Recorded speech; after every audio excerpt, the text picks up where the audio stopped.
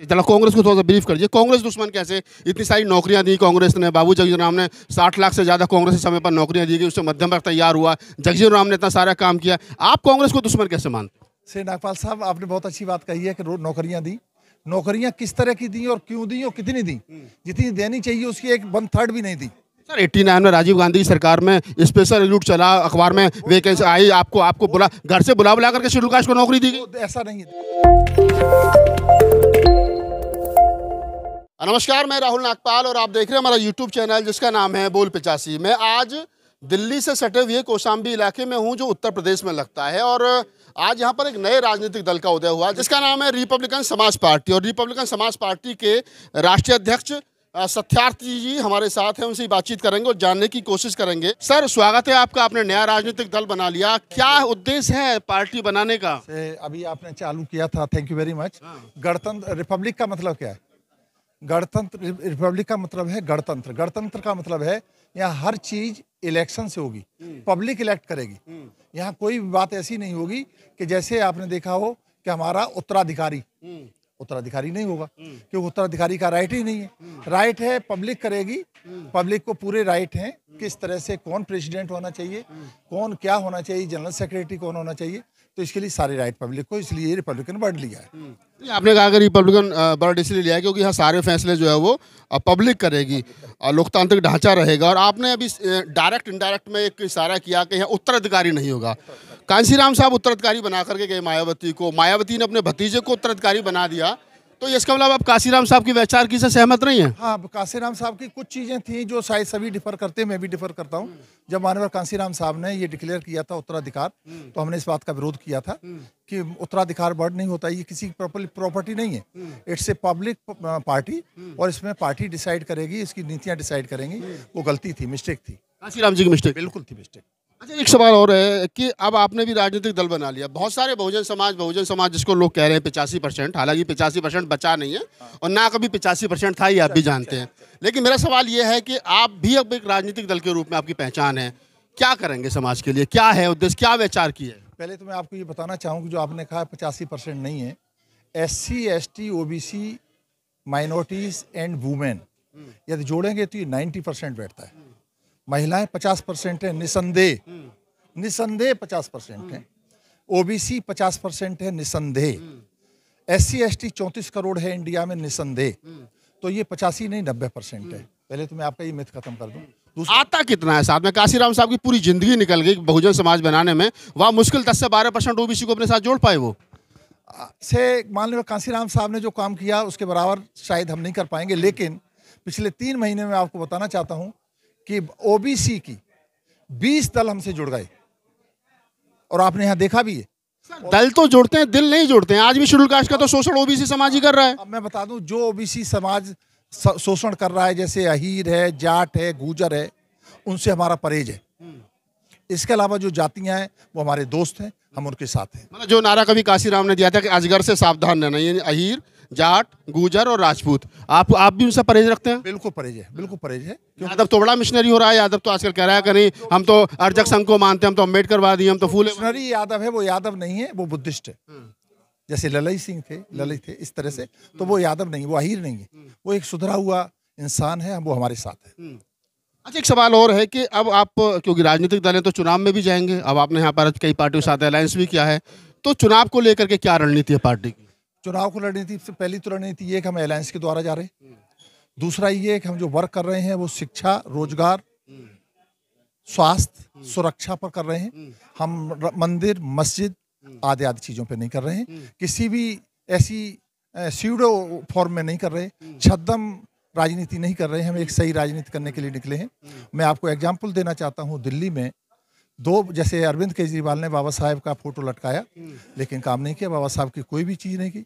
जितना नुकसान अरविंद केजरीवाल ने किया है शायद आपको पता होगा, बसपा चुप बैठ गई। उस समय हमने कहा था कि चुप नहीं बैठना चाहिए, इस पर वर्क करना चाहिए।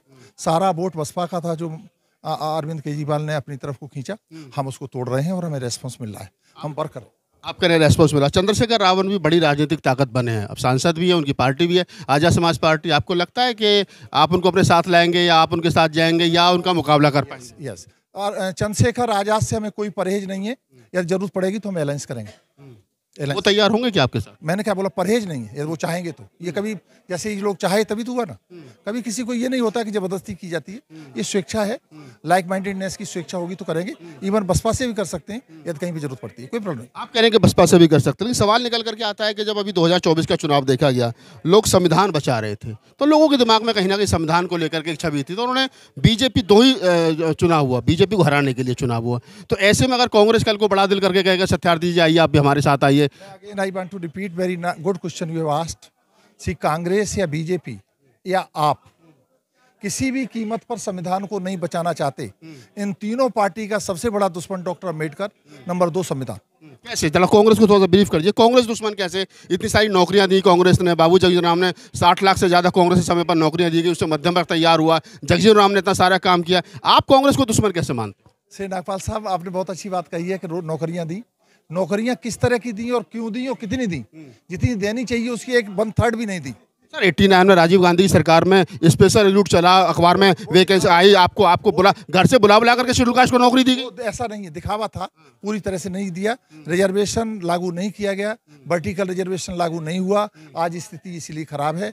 कांग्रेस भी उसी लाइन पर है जिस पे बीजेपी है, जनसंघ है। आरएसएस की जननी कांग्रेस है और आरएसएस की बेटी बीजेपी है, वो तीनों एक ही है। 95 के आसपास 40 लाख सरकारी कर्मचारी थे शेड्यूल कास्ट के अंदर, आज की तारीख में घट करके 6.5 और 7 लाख रह गए। क्या कर रहे थे सारे सामाजिक संगठन? देखिए, पहली बात तो ये सरकारी नौकरियां ही खत्म कर दी, सारे पीएसयू, सारे संस्थान बेच दिए गए।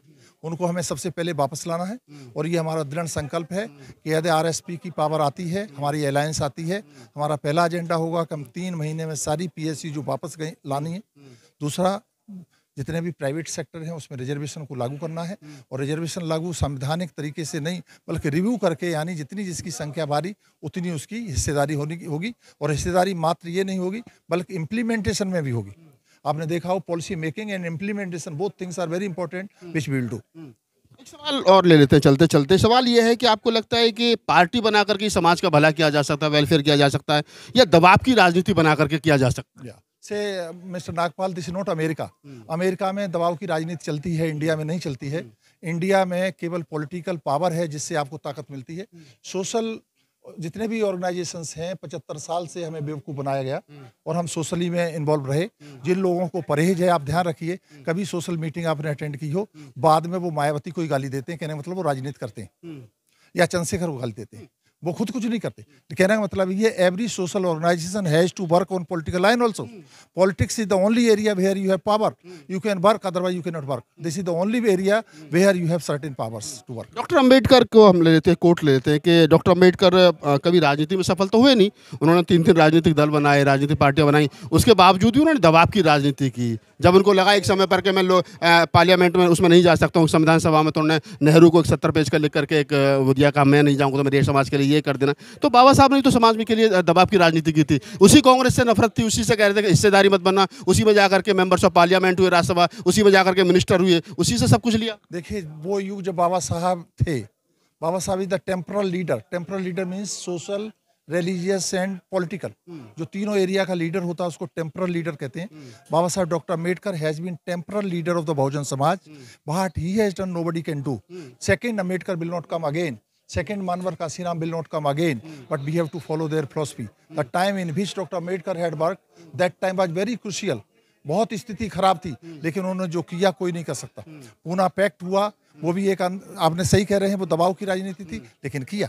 आपने देखा पूना पैक्ट के बाद हमें रिजर्वेशन जो पार्लियामेंट मिला वो पॉलिटिकल था। That was the achievement of doctor B R Ambedkar. Okay, जो गवर्नमेंट जॉब में था वो भी अचीवमेंट डॉक्टर अम्बेडकर का था, तो ये नहीं कह सकते। पेट्रोल पंप मिले, गैस एजेंसी मिली, प्राइवेट सेक्टर में भी बहुत कुछ मिला। यस यस, सब कुछ मिला। तो मेरे कहने मतलब बाबा साहब फेल नहीं, बाबा साहब से ज़्यादा कोई सफल नहीं। बाबा साहब ने केवल इस वर्ग के लिए नहीं किया, पूरे देश के लिए किया। जो नेशन बिल्डिंग का काम किया है, राष्ट्र को बनाने की काम किया है, वो वासा डॉक्टर बी आर अम्बेडकर ने किया। और यदि इस समाज का सुधार न हो तो ये नेशन नहीं है, कहा जाएगा। एक आखिरी सवाल आपसे ले लेते चलते चलते। डॉक्टर BS सत्यार्थी जी की जो पार्टी है, जिसका नाम है रिपब्लिकन समाज पार्टी, पार्टी चलाने के लिए बहुत सारा फंड चाहिए, बहुत सारी गाड़ियां चाहिए, सब कुछ चाहिए, कहाँ से आएगा पैसा? I tell you, for this purpose we have not to worry. हमारा समाज बहुत मजबूत है, बहुत सहयोग दे रहा है, अब भी सहयोग दे रहा है। आप ये देखिए, हमारे साथी ने 3000 स्क्वायर फुट का ऑफिस दे दिया। आपको पता है, हमने किराए भी नहीं लिया है, केवल 1000 रुपये महीने के किराए पर इतना बड़ा ऑफिस दे दिया। जितने भी ऑफिस हमारे हैं कोई हम किराया नहीं दे रहे, लोग देख रहे हैं हमारे डेडिकेशन को, हमारे वर्क को, और सब कुछ दे रहे हैं। गाड़ी, घोड़ी, तांगा, बग्गी सब कुछ मिल रही है। अभी आपने देखा होगा हमने डिक्लेयर किया है कि यहाँ से माननीय साक्या जी को एक MLA की सारी फैसिलिटी देंगे, तो ये कोई सत्यार्थी अपनी जेब से नहीं देगा, समाज देगा। 97 में माननीय कांसीराम साहब ने एक पर्सन को MP की फैसिलिटी दी थी, एक MLA की दी थी, एक मेयर की दी थी। तो हम उसी लाइन पे वर्क करना चाहते हैं, हम सारी फैसिलिटी देना चाहते हैं, और ये हम अपनी, ये केवल हमारा एक उद्देश्य है, हम उसको लेके चलना चाहते हैं। समाज वेट कर रहा है, सोसाइटी वेट कर रही है कि आइए और लीजिए। कोई कमी नहीं नागपाल साहब, आपके लिए भी कमी नहीं, हमारे लिए भी कमी नहीं। ठीक। एक सवाल और निकल करके आता है, कई बार मैं सोचता हूँ बैठ करके जब हम लिखने पढ़ने का काम करते हैं, कि समाज में अच्छे स्कूल नहीं हैं। हमारे बच्चे आज भी उन्हीं के स्कूलों में पढ़ने के लिए जा रहे हैं, चाहे सरस्वती शिशु मंदिर में जा रहे हैं, चाहे क्रिश्चियनों के स्कूल में जा रहे हैं। जब हमारी नींव कमजोर हो रही है, हमारे बच्चे उनके स्कूल में जा रहे हैं, तो हम कैसे आने वाली जनरेशन को तैयार करेंगे? आपको नहीं लगता है कि एक संगठन, कुछ संगठन ऐसे भी होने चाहिए सिखों की तरह, जो अपने स्कूल बनाए, अपने बच्चों को तैयार करें? सिखों ने तो कभी नहीं कहा हुक्मरान बनना, लेकिन फिर उसके बाद हमेशा सत्ता में हावी रहते। लेट अस नॉट कार्स के हुक्मरान बनना है, वो भी एक आइडिया है। Education is one idea on which everybody is working. We are working when we come in power. सामाजिक परिवर्तन का काम कैसे? सामाजिक परिवर्तन, ट्रांसफॉर्मेशन है, परिवर्तन जो है वो सत्ता से ही होगा, सत्ता में ही आके होगा। और एजुकेशन सबसे पहला हमारा एरिया है, हम उस पर वर्क करेंगे। जो आपने अभी कहा है 1964 की एजुकेशन पॉलिसी आएगी, जो एजुकेशन पॉलिसी सबके लिए, आपने शायद पढ़ा होगा 1964 Baba Saheb doctor B R Ambedkar का जो रूपरेखा रखा था, उस पर हम वर्क करेंगे। And I am sure NEP 2020 this is a total failure policy. This is not a policy, but rather this is to bluff the public, nothing else. तो आप BS सत्यार्थी जी थे और रिपब्लिकन समाज पार्टी के राष्ट्रीय अध्यक्ष हैं, और आज दिल्ली NCR में रिपब्लिकन समाज पार्टी का कार्यालय जो वो खोला गया कौशाम्बी में, EDM मॉल के पास में। कभी आप आएँ तो विजिट करें। मैंने बहुत सारे उनसे सवाल भी पूछे, और जो मैं पूछ सकता था अपने तरीके से मैंने सारी बातें जानने और आप तक पहुंचाने की कोशिश की है। पूरी बातचीत के बारे में आपकी क्या प्रतिक्रिया है, मुझे कमेंट सेक्शन में बताइए, और मुझे दीजिए इजाज़त। धन्यवाद।